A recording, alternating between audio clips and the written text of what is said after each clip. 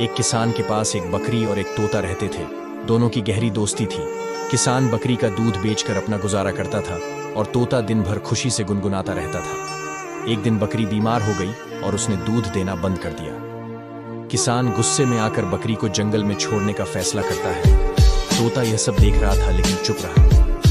जब किसान बकरी को जंगल छोड़ने गया तो अचानक एक भूखा भेड़िया बकरी की ओर झपटा। तोते ने तुरंत जोर जोर से शोर मचाना शुरू कर दिया और किसान को सतर्क कर दिया। किसान ने तुरंत भेड़िए को भगा दिया और बकरी को बचा लिया। किसान को अपनी गलती का एहसास हुआ और वह बकरी को प्यार से घर ले आया। तोते और बकरी ने खुशी खुशी अपनी दोस्ती निभाई। क्या आपने इन प्यारे दोस्तों के लिए अभी तक एक लाइक नहीं दिया?